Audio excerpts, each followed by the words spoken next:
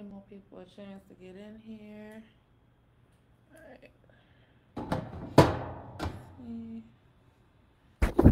You all have your questions so we can get the most out of our time tonight together.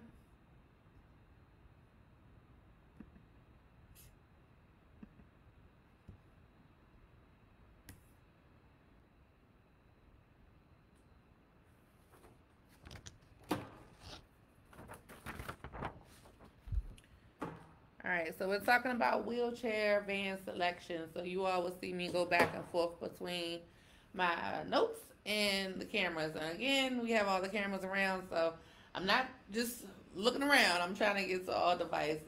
Um, Before we start, I want to make sure we go over the overview. If you all can drop your emails into the chat if you did not get to do a chance last week, or if this is your first chance getting to join us, thank you.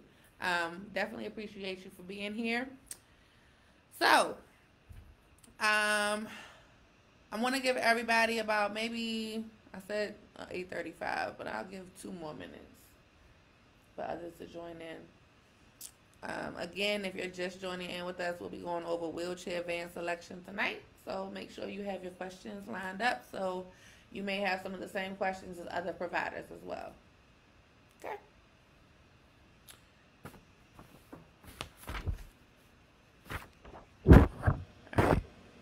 Also, too, I know a few of you have reached out to me directly via Facebook or Instagram DMs or even email, and I really appreciate that. Thank you. So I made a video today that actually gives more detail of how you can get in contact with me directly, and that way, you know, we're not missing anything and we're all staying on topic. With that being said, you all can check it out on YouTube. If you're on Facebook, if you're on Instagram logged in, you can click the link in my bio on Instagram, and then on Facebook, it's in that NEMT Girl group. So you can view it there, and it basically gives you an outline of how you can get in contact with me directly for some one-on-one. You can go on my website, www.thatnemtgirl.com, and book a call, or you can join on the lives. Make sure whatever questions you have, you throw them in the group at that time, because again, there are multiple providers on this line right now. You never know who's on here, so you never know what questions that you may have that if I can't help you with, they can help you with. Okay. All right. So it is 8:35. I said we're gonna give an extra minute, but 8:36. Okay. So I'm gonna go ahead and jump right into it because again, I want to get the most out of our time. So, in terms of selecting a wheelchair van, I want you all to put in the comments where you all are with that process. If you all are thinking about purchasing one, if you all have been in business and have been operating solely with ambulatory clients and are thinking about, okay, what's the next level, and you want to purchase a wheelchair van, or if you have a wheelchair van currently and you're thinking about the next van you want to get and you want some more insight on how you should go about it, right? So that's what this live is for, and this is for you. So let me know in the comments where you are in terms of what I just said so I can know where this live should go. Again, I have my sheet, but I want to make sure that you all get the most out of your time. So with that being said, in terms of the different contracts that you all are going after, I'm not sure, again, where you all are in the process, but it's general advice. In terms of the contracts that you all are going after, there are certain specifications that you want to make sure that your van encompasses, right? And that really adheres to a one-stop shop with looking or, you know, being familiar with the ADA compliance regulations. And for those who are not familiar with ADA, it's the American Disabilities Act. So back in the 90s, there was an act placed in the government that required certain specifications for your wheelchair vans. Not just wheelchair vans, but any type of services that require for ADA clients or patients. So, you know, when you go to McDonald's, you have to have a ramp that goes up to allow wheelchair clients to get their service as well, right? So when it comes down specifically to a wheelchair van, you want to make sure that you're adhering to those guidelines, because the reason with that, it kind of helps you just do a one-stop shop. You're not thinking, okay, well, This contract requires me to have a 32-inch dimension. This contract requires me to have a 37-inch dimension. You know what you're looking for in terms of what the ADA compliance is required. So I want to go over that for a second, and I will at the end of this, I'm able to insert like links and stuff. Right now, I can't do it because I'm talking to you all, and I don't want to take up my time with trying to chat, because that's what it's for you all. So I will put that link below. But basically, if you're not familiar with it, you can go to Google and type in ADA requirements for wheelchair vans, and you'll get the whole article. So I'll put that link below. But some of the things that I want to talk about in terms of just a generalization of what the ADA compliances are. So vehicles covered by the ADA must comply with standards issued by Department of Transportation, DOT. These standards are based on the board's original guidelines for transportation vehicles established in 1991, so the 90s. And again, I'll put that link below. So just a quick insert of what the ADA standards may require, instead of reading the whole thing, because you want to read the whole thing, but we don't have that much time right now, okay? So, because it's a lot.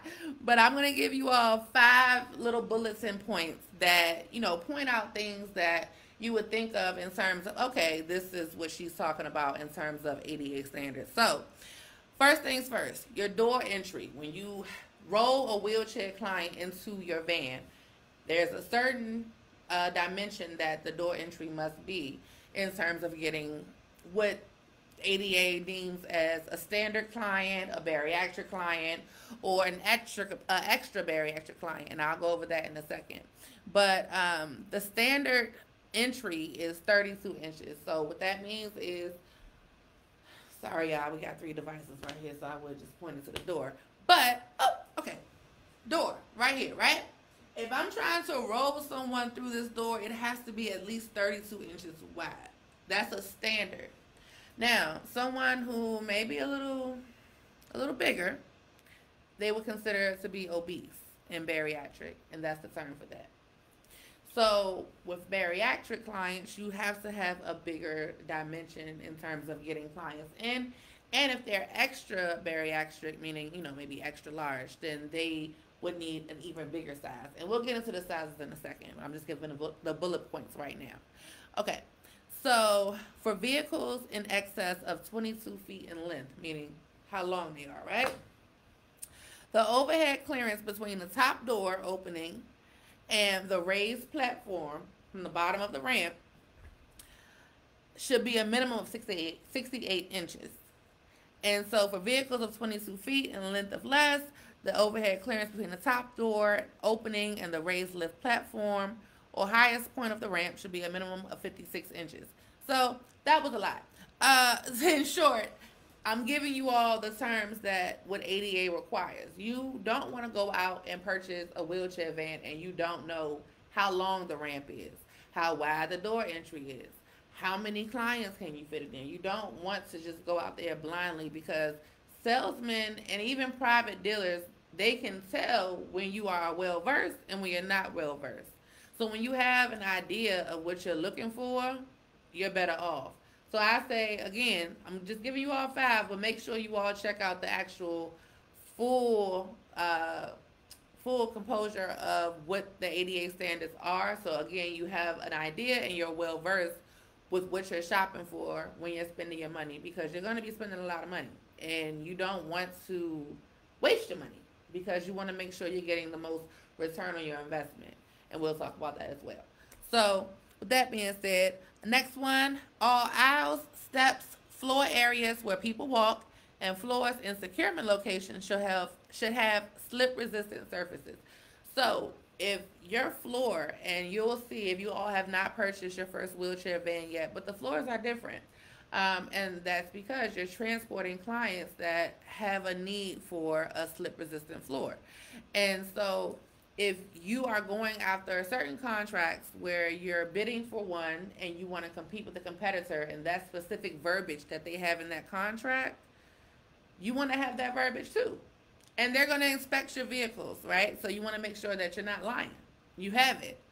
Also, too, when it comes to, I'm not sure in terms of which state that you all may be located in, but different brokers in different states, they will come out as well and do inspections on your vehicles physically.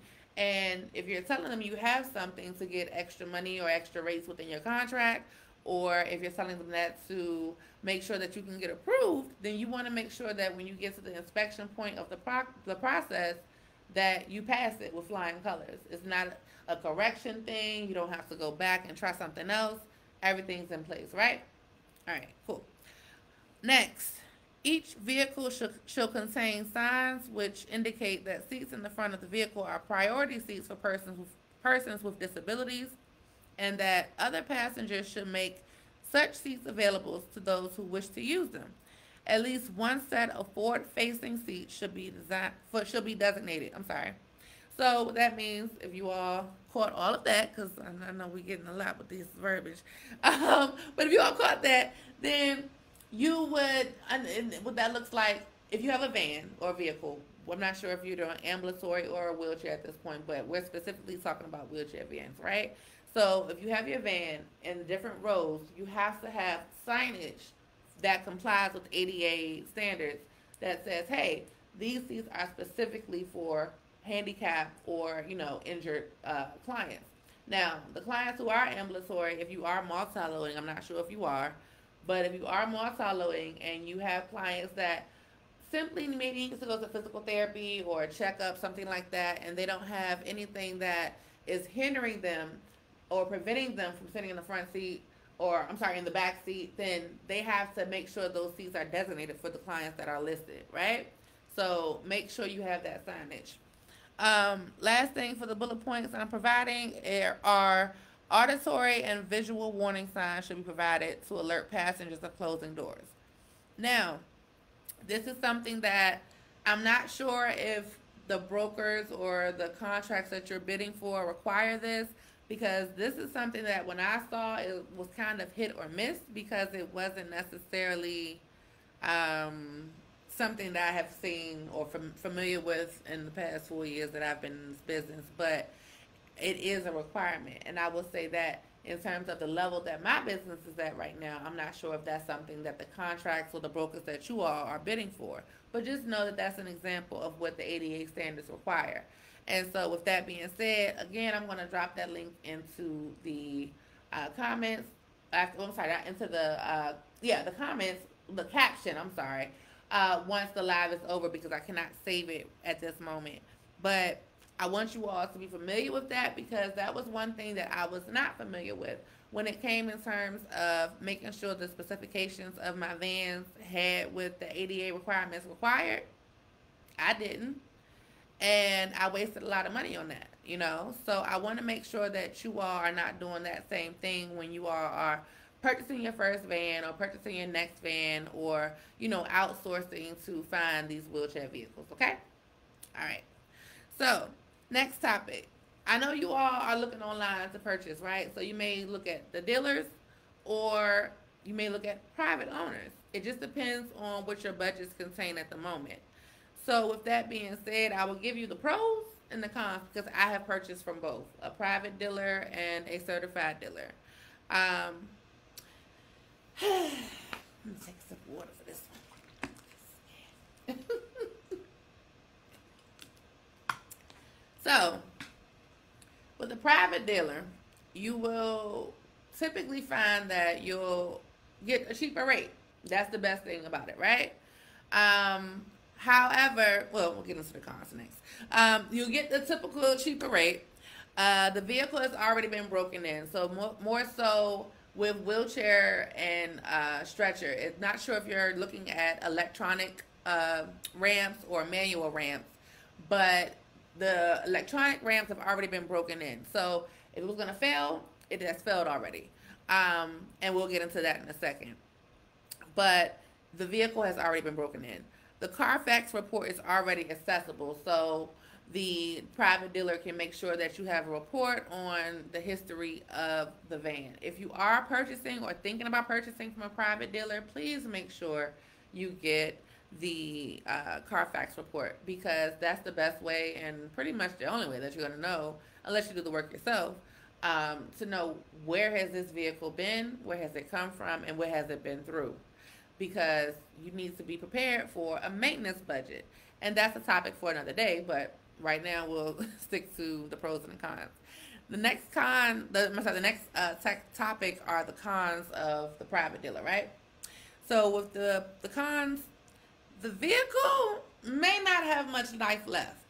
And again, if you're just starting off and you have a solid plan for this vehicle, you say, okay, well, I purchased, and I'll give you a scenario that is closely related to mine. You purchased a 2007 wheelchair van, right?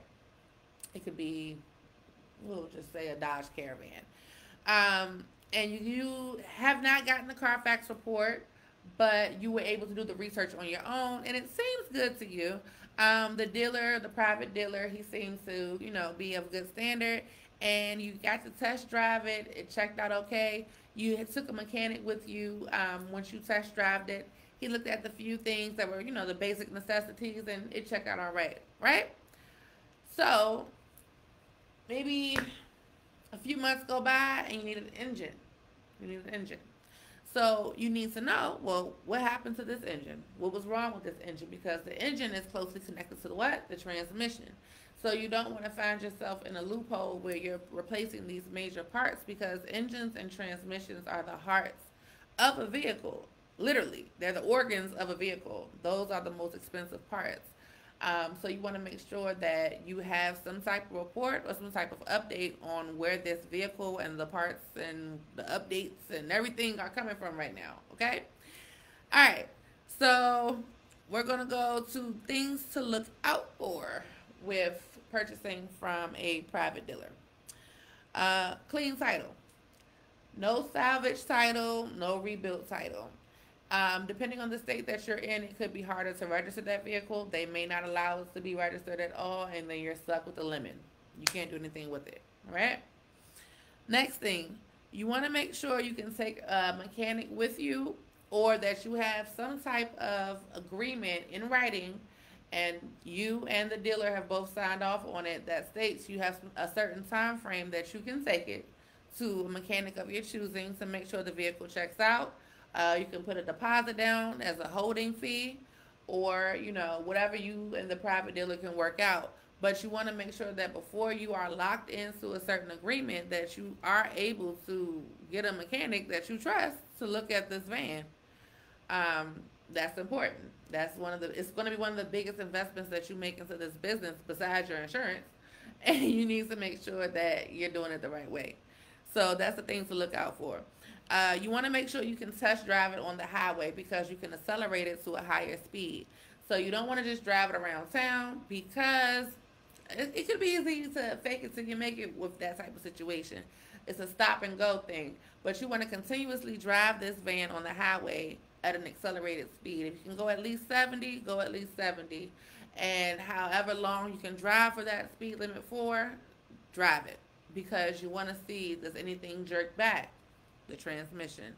Do any lights come on the dashboard? Because it's easy to hide those when you are trying to sell something. Okay. All right. Next things to look out for is to make sure you get a bill of sale. So if you are buying from a private dealer, you need to have some sort of bill of sale, some type of receipt that said, hey, you purchased this, and also has the details of the vehicle that you purchased.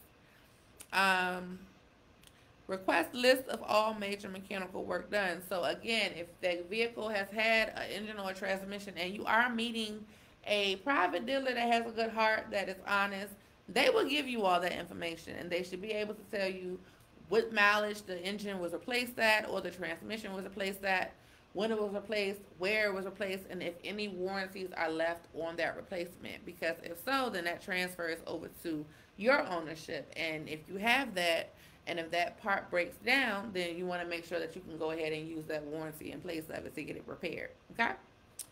All right. So, going on to a certified dealer.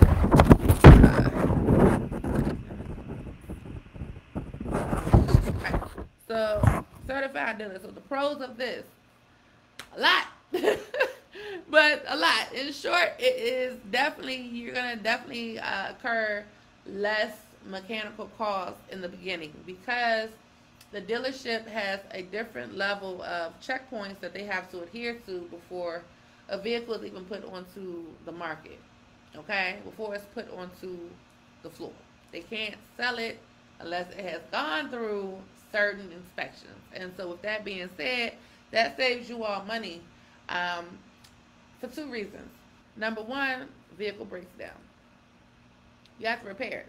That's the first cost. Second cost is that you're losing out on money while the vehicle is getting repaired. Now, if you're a new provider, if you are just getting started into NEMT and this is your first vehicle, or if you already are in the game and you're thinking about getting your next vehicle, I'm pretty sure you're familiar or needs to make yourself familiar with the cost that it takes to repair a van and the cost of money that you're going to lose if your van is down. That hurts. You don't want to miss out on any money. So with that being said, I will say the biggest pro of getting your vehicle from a certified dealer is the low cost of maintenance that you will incur in the first few years. The warranty is available. A private dealer cannot offer you a warranty. They can offer you, whatever in-house services they may have.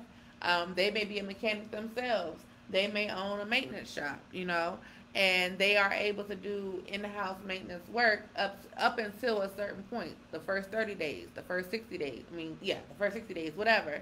And you all can offer or work that out. But what happens after that?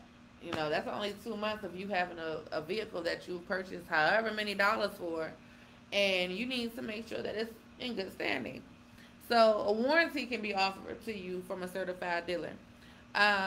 Next, vehicle reports are more easily accessible. So private dealers, they may not want to pay for the Carfax report themselves. Just being honest, I have experienced that.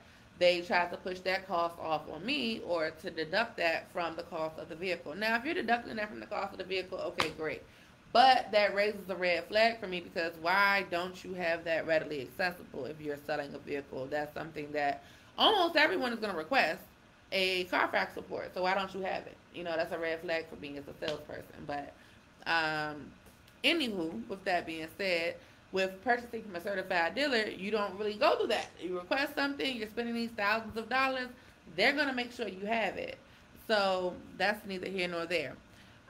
In terms of the things to look out for, I'm sorry, I skipped a section. In terms of the cons that come with the certified dealer, you're going to have a higher price tag. And it's really not necessarily a con, depending on what your business budget is at this time or where you are in your journey. It's really not a con. However, if you are just starting off and you're trying to get the most for your money, you're seeing these high price tags, you may be discouraged from starting. So you want to kind of make sure you prepare yourself with that. Do your research. See what other dealerships are out there that are near you. Of course, Mobility Works and AMS are the top that are most easily accessible in the major cities. But there are a lot of others that many are not familiar with. I know I came across R&R here in Georgia, and I was not familiar with them a few years ago because they were not heavily promoted. But they're out there, There are also dealerships that they may have one or two wheelchair vans that they have come across that are in good standing, and they are a certified dealer, and they're trying to sell these wheelchair vans. You will come across that as well. Wheelchair vans, they are exclusive, but they are still a vehicle. It's still a vehicle. So don't think that you can't look at your regular schmegler degler dealerships and try to find one, because you can. You can. You never know what's out there. I really encourage you to do a lot of research. Don't look at just 2 or 3 places on Google that are nearby you. You may have to look at another state and fly there and drive it back, depending on what deal that you find, especially post-COVID. Y'all know everything is high right now. Okay, so you may have to fly out to that state and pick up that van and get someone to ride with you and do that trip back together. It just depends on the deal that you find. So don't get discouraged if you're looking at your budget, or you're thinking about things that you've seen online or people have told you. Really do your research, okay? All right. So, Things to look out for, and oh, I'm sorry, that was one thing. The next thing in terms of the cons, there was only two that I had, is that it's typically associated with a higher insurance bill. So that's another thing. A newer vehicle and an exclusive vehicle that still has a car note on it. If you are thinking about financing this, if you're purchasing outright, that's a different story. We can talk about that in the next bullet point as well. But if you are financing this and you do have a car note still associated with it and a lien out on that vehicle, you are going to have a higher commercial insurance bill. So that's also another thing to think about, because within this industry, commercial insurance is already high. And you can't go a day without it in this industry. So make sure that that is something that you are considering when you're making your purchase as well. All right. So let me see. Oh, okay. So the last con that in terms of the financing, so paying outright for a brand new vehicle and you're first starting off of your business, please don't do that. If you're paying outright for a vehicle for your business, you should pay no more than $20,000 for a wheelchair van. You shouldn't. The dealership is adding tax to it. So if you go in there with $20,000 in cash, you can talk them down to something. Talk. Please talk. I see you all's questions. I want to get to them in the after the next few bullet points, because that's the last point on the call. Oh wow, 9 o'clock already. Yeah, so those are the last few minutes of the call. We're going until 9:30. You know, it's a full hour, so we got a little time. But yes, please put you all's questions in the comments so that when we finish the sheet, I can get to the questions. So yeah, if you are going to purchase outright in cash, please do not spend more than, I would say, $20,000. And again, you may have to spend a little bit more right now, maybe $25,000, because things are higher. But again, please talk them down to $20,000 if you have it. Now, if you're financing, of course, there's going to be some interest associated with that. So that's a higher overhead cost. That's something to consider. Can you afford that extra overhead cost right now? If you can, great. If you cannot, try to work out something else. Try to find other avenues, because you don't want to put yourself in a situation where you can't afford it, and you don't want to put yourself in a situation where you're not making profit. You're paying all this overhead, paying all these bills, and your business is not profiting. That's the whole purpose of profiting. Now, I will say, starting off, you're gonna put all your money back into your business. Okay, you have to. You have to. If you don't, you're not thinking about the long term. This is something quick for you. This is something to make you some money real quick. This is something to, maybe you lost your job and you're thinking about another avenue. You get into it and you say, okay, this is not for me. If this is you, please do more research before you spend all this money. It's not for the weak. It's not. You have to have a heart and have grit. The first few years, you ain't gonna make no money. You're not.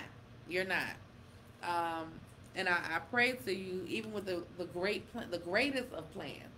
You can listen to me every week, okay? But with the greatest of plans, you're still gonna have to reinvest in your business as much as possible. So all of the gems that I'm giving you all, please take them, because I'm trying to save y'all some money, okay? And I'm trying to make y'all some money. So please take care of that. Okay. So cons: higher price tag, financing, which makes more overhead. Now, if you're gonna pay for it outright, make sure you don't spend any more than $20,000 to $25,000. I say that with a little attitude, because I'm just mad things are going up so much. But still, got to take the emotions out of business, right? And then it's also typically associated with a higher commercial insurance bill. All right, so things to look out for. Make sure that you can try to do direct financing with your bank and not with the dealership. Of course, if you can, you have a relationship established with your bank already, as well as if you're already with your business banking, then you should have established a relationship with that bank already in terms of getting financing with them. You want to make sure that you get your car reports. Again, the dealership that you're purchasing from, they will not have a problem giving you those reports because they're trying to sell you this vehicle. So they're going to find whatever report that you want. You want the engine report, you want the oil change report, you want the tire rotation and suspension report, whatever you want. They're going to give it to you. So they're going to make sure you have all the Carfax reports that you need without any type of rebuttal going back and forth, right? And again, like I said, that's important because a private dealer will try to, skip out on certain costs if they can, and a report is an easy thing for them to push off on you. But again, that could be a red flag because if they're trying to hide the report and they don't already have it available for you, then what are they trying to hide, right? So think about that. Make sure you can test drive the vehicle, which again, you'll never have a problem with that with a certified dealer, and you'll be able to test drive it maybe even for a few days, when you can see, okay, well, how does this vehicle work? How does the gas work? How much gas does it need? Maybe pick up a few clients and say, okay, well, how do my clients respond to it? I've had this client standing order for the past 2 weeks. We've been in this vehicle, so now we're going to test drive this vehicle. Let me see the feedback that we get. That's one way, definitely the best way to see if the vehicle is good for your company, your client. And so if the dealership is allowing you or able to allow you to keep the vehicle for 72 hours, 48 hours, 72 hours, whatever, then that's a good way to see if this vehicle is right for you. Next thing. You want to inquire about the extended warranties and be aware of the mileage that is included in the warranty. Is the mileage worth it?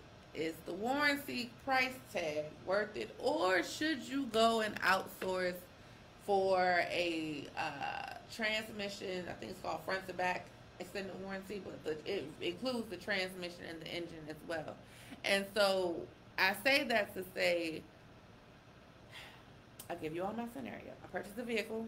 Long story short, I purchased a 2014 Dodge Grand Caravan, and within 3 weeks of me owning it, the transmission went out, and we were about 70 something miles away from running out of the warranty. We had returned it just in time for it to be saved. And so I hadn't purchased an extended warranty because I had just had it and I was still doing research on the extended warranties that were out there, because the dealership, what they were providing me or trying to provide me was like a 3,000 mile warranty or a 60-day warranty, either one, whichever one came first. And I'm like, well, what is that going to cover me? And then they offered me the next level up, which was like 15,000 miles. And I'm like, we drive a lot, okay? So it's not one of those things where that was really beneficial for me to pay X amount of extra $1,000 for a warranty. And I was able to get, a little birdie in my ear that, gave me the gem that said, hey, well, look for a third party warranty that covers just the transmission and engine, because with this type of vehicle, those are going to be the most expensive things that run out. And it was. I was just so happy to be blessed that I was able to get that situation that occurred within the first, not even month of owning the vehicle, okay? So make sure you look for extra warranties through a third party. Now, I mentioned in the beginning the bariatric members. And so I'll give you all the door dimension inches that was required by the ADA. And the standard in terms of what they deem a standard body size for a person was 32-inch doorway. Again, I know we're looking at different doors here. Okay. All right, doorway. Here, and let's see, doorway. All right, so doorway here. So we're looking at the entry of a doorway, literally the entry of it. If the door was open, I'm sorry, you all. But we're trying to push a wheelchair client through that doorway. It has to be at least 32 inches wide. Okay? That's what they deem for the standard person. Now, if your client or the clients that you're trying to service are not of a standard body size. Say, for instance, you're going specifically to a certain type of facility that cares specifically for bariatric clients. You want to make sure that you want to make sure that you are um, adhering to that size. So the next level up, which is a standard bariatric client, was 36-inch doorway. Okay, and then for an extra large bariatric client, which honestly this person or body type may need a stretcher. But if they are in a wheelchair and they're able to be transported in that wheelchair, then the standard is 42-inch doorway. Okay, so standard body 32-inch, bariatric standard body 36-inch, extra large bariatric 42-inch. So 10 inches wider than the standard. Okay. All right. So the final two, actually, though. Final two sections are side entry versus rear entry and manual versus electric. Okay? So, side entry. This is more so for clients who want to drive themselves. They may be not paralyzed, maybe have an amputated leg. They may have, certain disabilities that do not prevent them from driving, but they can still operate on them their own, right? And I'm sorry, I'm making this face because we have a side entry, and I'll give you all the story of that. But so, and at this time when we purchased it, or when I purchased it, I wasn't well versed on side entry versus rear entry. So, excuse me for making those faces. But a side entry is more so for a client that would like to transport themselves, or a family that would like to still have their family member to drive or to ride up front. It's good for transport as well in terms of NEMT, but when it comes to getting the most out of your load, and we'll have another video for this, you can't really get the most out of your load with a side entry. The reason being for that is you have the seat in the back, you have the open floor space in the middle, and you have your front seat, and then your front passenger seat, and your front driver's seat, right? So if you're wanting to transport ambulatory and wheelchair clients, you are pretty much asking both of your clients, ambulatory and wheelchair, to be closely intertwined with each other, and they may not know each other, right? Post-COVID, not a lot of people want to be closely around people that they are not familiar with. So that could leave a bad review for your company. That could leave your company with a bad reputation for not considering the client's comfort level. That's something to think about when purchasing your first van, and that's something that I had not taken into consideration with purchasing my first wheelchair van. I will give you all from me how it worked out, but it's totally on you. So for my first wheelchair van, it was a side entry Dodge Grand Caravan. I purchased it for $8,500. Within a short amount of time, I was able to not only make my profit back, but also save money for a better van, right? If you are in that situation, I highly recommend it. Reason being, you will make your money back. Side entry is not bad. You just don't get the most for your load, in my opinion. I don't know if someone's going to be real with you all and let you know that, but they should. The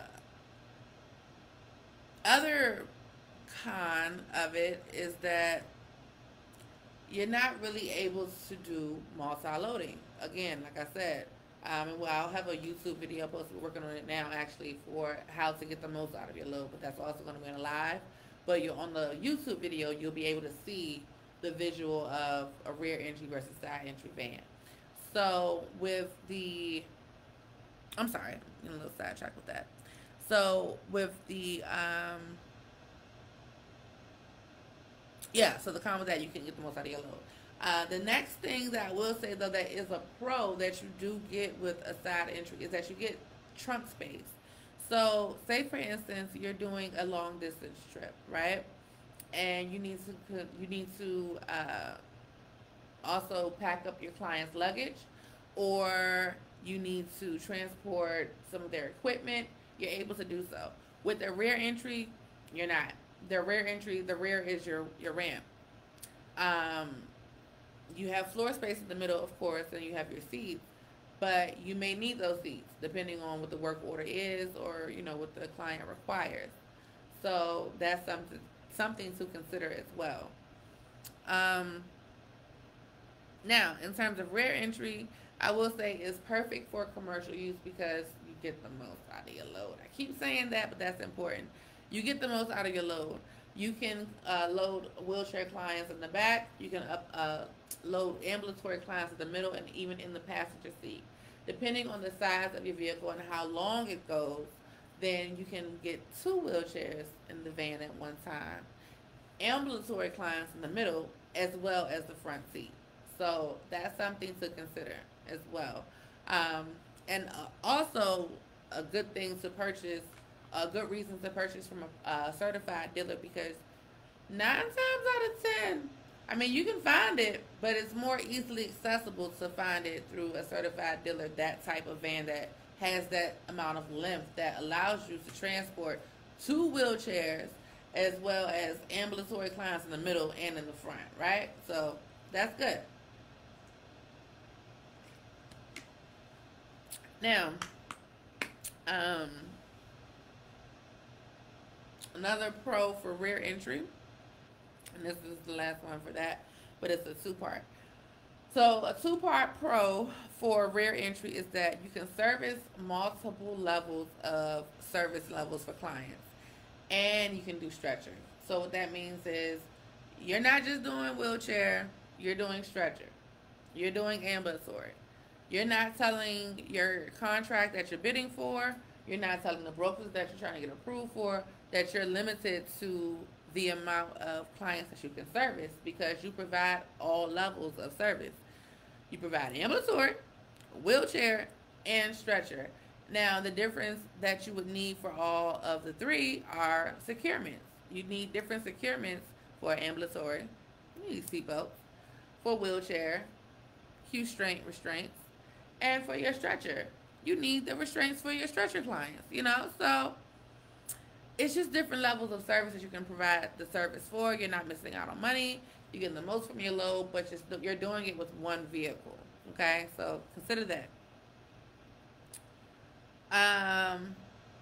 Final section before we jump into the questions. So we got 15 minutes left. We'll do the last section in less than 5, and then the rest of it will be for questions. Okay, so make sure whatever questions that you have, you list them in the comments. Manual versus electric. So with a manual ramp and an electric ramp, that's pretty much what I'm about to talk about. Being able to press the button and the doors open for you, great. Being able to press a button and the ramp comes down for you, excellent. But what happens when the motor goes out? You can't get a wheelchair client in there. You can't open the door. You may have a special feature on your vehicle where the engine will, or the transmission will not allow you to switch out of gears because the door won't close. I've had that happen before, right? So you may have that feature on your van. That's something that it's going to stop your money. It's going to stop your money, and it's going to piss you off every time you see that happen, right? And I'm not going to hold you all. Those motors are expensive to get replaced for your wheelchair van. Oh, I'm sorry. Oh, okay. Those motors are expensive to get replaced on your wheelchair vans. So if you don't have your cushion for your maintenance, or you've already ran through your cushion because you've had another vehicle that had major problems, right? Then that's going to set you back even further. And at that point, you are missing out on your profits. And it's not funny. It's really not. And I'm laughing about it because I've been through it. But I highly recommend stick to manual. Please stick to manual. If you have it in your budget at this time to purchase a newer van that has the rear entry where the lift comes automatically up and down, great. I highly recommend those. the Ford Transit with the back lift, the rear lift that goes down and up with the button. I love those. But those are not in everyone's budget right now, right? So meet your business where it's at. And I will say, if you have the money to invest cash for your van, or even you have financing, a good financing situation to get a new van, you want to make sure you're getting manual. Get manual, especially if this is your first van or going into your second van. Please get manual, please. It's gonna save yourself a lot of headache. Now I will say the biggest con that I will see with this is the strain that it has on your body. You have to get out and bend down and bend it up, depending on how active you are. That could put a lot of strain in your body. But if you're already a very active person, or your drivers are very active people, then it's second nature to them, right? So that may or may not be a deal breaker. In terms of electric, like I said, the costly repairs, that's going to be a problem. No van, no revenue. But the pro of it is that you do have less stress on your body. Can't lie. You press that button, the door opens. Press that button, the ramp comes out or comes down. It's a great feeling, you know. It's less strain on you. It makes your day a lot better. But in terms of the longevity and where you can get the most for your money, even when it comes for a resale, you know, when it comes to reselling your vans, if that's something that you're thinking about doing, you can get more with your manual, because someone who is knowledgeable and is requiring these certain reports that I'm telling you all to require and request, they will be able to see the shelf life that this vehicle has had with this electric motor for the door or the ramp or whatever that's electric on it. Okay? Alright, so I know we covered a lot, and we got the last 10 minutes right now going for questions. I know a few of you all had to hop out, and a few all have hopped back in with the questions. So let me see. I want to come on this one first.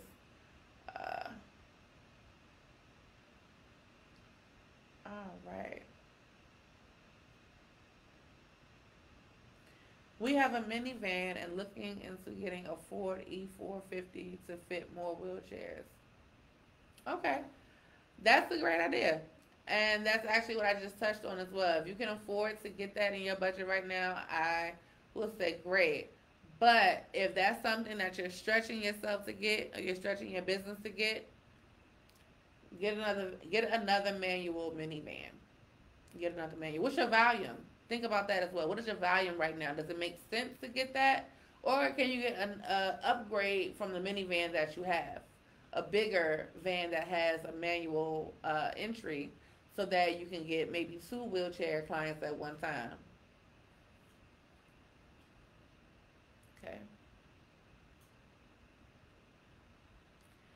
Do you have a roadside assistance insurance? If so, would you please suggest one? I'm located in North Carolina.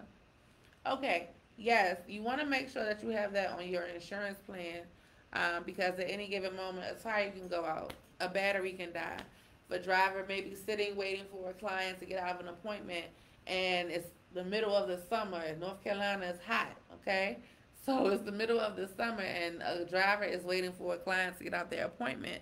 Yes, it is going to be necessary to make sure that you have backup for maintenance that may occur on the road. Also, too, in terms of your local business owners, you want to make sure you're supporting them. So compare what your mileage that is included in your insurance that is covered for roadside. Compare what mileage they offer for a tow, for a battery replacement, for anyone to come out. And then do your research to see what your local providers that are business owners, your local tow truck driver, your local maintenance shop. What can they offer you, knowing that you are a business, knowing that y'all are both serving the local community, and see what you all can work out. They may offer you a contract, really, that sets up your own roadside. And I say this because we have a tow truck driver that we have worked out a service agreement with, that if we are outside of a certain part of Metro Atlanta, they will come pick us up. They will come pick us up. and they will tow us to whatever shop we request at that time. My mouth is dry. I'm so sorry, y'all. They will pick us up and take us to whatever shop that requested that time. The reason why that's important is because if we were to go through our insurance, the way that we have looked at the rates that they offer us, they require more money. So why not give that money to a local business owner that has worked out something with me? You know, we may be able to work out a net 30, a net 45, you know, where I pay them in 30 days after they already gave us services. We're a small business. We're trying to get it. We may not have the money at that time, right? But I needed to get told today, and I can pay you next week, whatever. Your insurance company is not going to work those types of deals out for you. And as expiring providers or new providers, you want to make sure that you're getting the best out of the deal that you can get. Okay? Let me see. No problem at all. Thank you. Thank you all for tuning in. All right, let me see. On Facebook, we are here. All right, so I'm watching you from Cincinnati, Ohio. I am trying to start my NEMT business and doing research now. Suggest to me how to move forward. Okay, well, thank you, Sharma. I would definitely recommend you to do a market analysis on your Cincinnati location. I'm here in Atlanta, Georgia, and as you all know, with NEMT, every state is different for the requirements that they require you to have with this business. So, I want you to. I will give you some homework for tonight. The homework will be to do a market analysis, and what that means is see what the need is for NEMT in Cincinnati. See how much of the assisted living facilities they have out there, the rehab facilities, who are the current providers that are, you know, privately owned, who is your biggest competitor, who is your biggest broker provider out there, how do they pay, what are the rates of the companies that are out there that they charge clients to get to their appointments. Do they offer ambulatory wheelchair and stretcher? I'm sorry, I got another question. Or do they only limit their services to a certain amount of services? You know, what is the market analysis? What is the need? And once you figure out the need, check back in with me and tell me what the need is so we can go from there. Okay? Hope that helps. All right. Being that my business partner and I are just getting started, I know you stated earlier that you received a grant in Georgia. How can we go that route as well to get started? Okay, so the grant that my business had gotten last year was through a local economic development organization here in Atlanta called Invest Atlanta. And so they had a round of grants that allowed small businesses to apply, and you would receive up to $40,000. And so my business received $20,000. And so I will say I highly recommend, Denise, where are you located? But I highly recommend you to first check in with your local branches of economic development to see what do they offer. I will say the grants that you see more so commercialized are harder to get, but the grants that are closer to your local branches of government are more easily accessible and attainable because you live in that city. Your business is registered in that city or that county, right? Whatever your business license is located or registered, you want to make sure that you're checking there first to see what do they have to offer because that's the community that your business is servicing. Now, again, you can go to other avenues and searching on Google to see where. Oh, okay. Hi, okay, you're in Georgia. So you definitely want to see, you know, what they offer. And for Douglasville, she's in Douglasville, Georgia. For Douglasville, you definitely want to see what they have to offer because that's an area that's very much in high development and high demand. So, especially for NEMT because Douglasville is so rural in that area.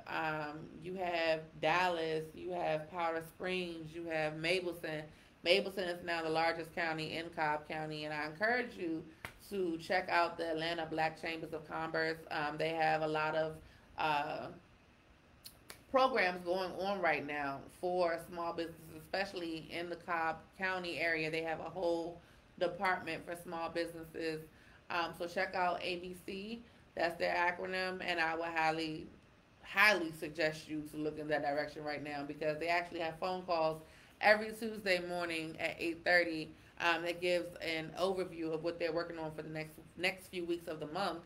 And the call this past week, the mayor who was running for that for Douglas, I'm sorry, for Mableton,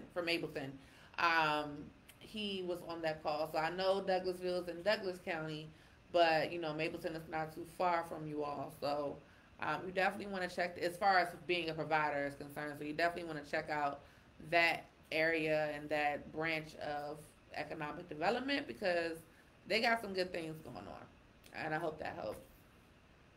All right, let me see. Right here.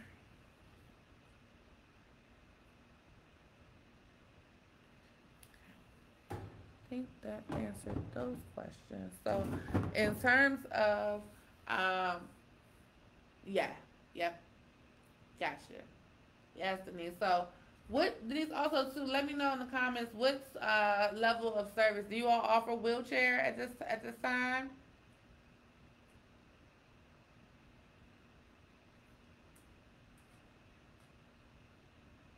Yeah.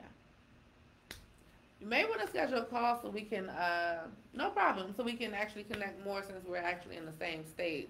Um, that'll be a good resource. So let me know. All right. So we are actually at the end of our live.